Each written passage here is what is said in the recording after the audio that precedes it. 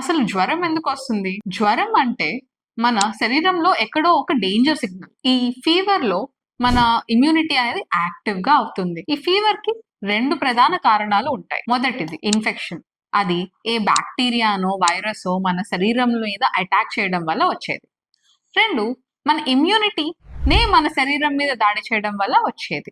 అది autoimmune or inflammatory problem అని అంటాం. జ్వరం ఒక లక్షణం మాత్రమే, వ్యాధి కాదు. మరి ఇమ్యూనిటీకి జ్వరానికి సంబంధం ఏంటి? మన ఇమ్యూనిటీ శత్రువుల్ని గుర్తించి వాటిని సంహరించేంత వరకు యాక్టివ్ గా ఉంటుంది.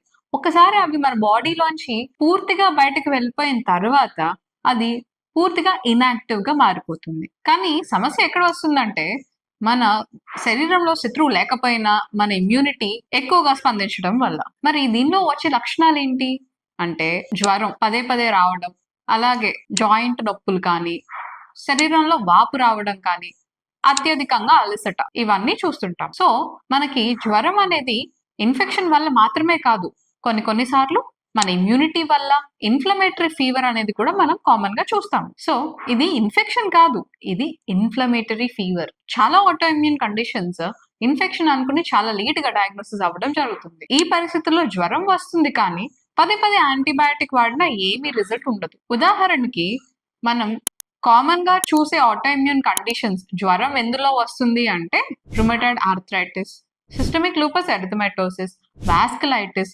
Myositis, adult onset stills disease, ఇటువంటి వాటిలో మనకి ఫీవర్ అనేది రిపీటెడ్ గా రావడం జరుగుతుంది. మరి వీటి లక్షణాలు పదే పదే వారాల తరబడి, నెలల తరబడి జ్వరాలు రావడం, అలాగే జాయింట్ పెయిన్ ఉండడం, కొన్నిసార్లు స్కిన్ ర్యాషెస్ రావడం, అతిగా అలసిపోవడం, అలాగే బరువు తగ్గడం, ఇటువంటివి చూస్తుంటాం. ఎప్పుడు జ్వరం ఇన్ఫెక్షన్ వల్ల కాదు అని అనుకోవాలి. ఈ లక్షణాలు ఉన్నట్లయితే తప్పకుండా సందేహించాలి. మొదటిగా జ్వరం 2-3 వారాలు దాటి మీకు ఇబ్బంది పెడుతుంది. 2 ఈ జ్వరంతో పాటు మీకు కీళ్ల నొప్పులు కూడా ఉంటున్నాయి. 3 ఈ యాంటీబయాటిక్ ఎన్ని వాడినా కూడా ఏం ఉపయోగం కనిపించకపోవడం. అలాగే దీంతో పాటు అలసట కానీ, ఎక్కువగా అలసిపోవడం కానీ, స్కిన్ ర్యాషెస్ కానీ ఉన్నట్లయితే ఒక్కసారి ఇది ఇమ్యూనిటీ ప్రాబ్లం అయి ఉండొచ్చు అన్న ఆలోచన రావాలి. సో మరి రుమటాలజిస్ట్ ఎప్పుడు కలవాలి?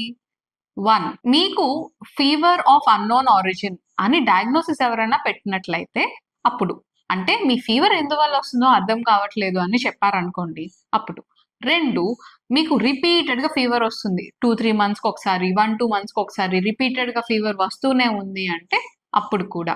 అలాగే మీ జ్వరంతో పాటు కీళ్ల నొప్పులు కూడా ఉంటున్నాయి, జాయింట్ పెయిన్స్ ఉంటున్నాయి, అలాంటప్పుడు కూడా మీరు ఒకసారి రుమటాలజిస్ట్ ని కన్సల్ట్ చేయడం మంచిది. ఎందుకంటే ఇమ్యూనిటీ సమస్యలను ముందుగానే మనం గుర్తించినట్లయితే వీటిని పూర్తిగా కంట్రోల్లో మనం పెట్టగలుగుతాం. దీన్ని బట్టి మీకు అర్థమైన విషయం ఏంటి? ప్రతి జ్వరం ఇన్ఫెక్షన్ కాదు, అలాగే ప్రతి జ్వరానికి యాంటీబయాటిక్ పరిష్కారము కాదు. అందుకని సరైన కారణం తెలుసుకుంటేనే సరిగ్గా ట్రీట్మెంట్ చేయించుకోగలుగుతాం.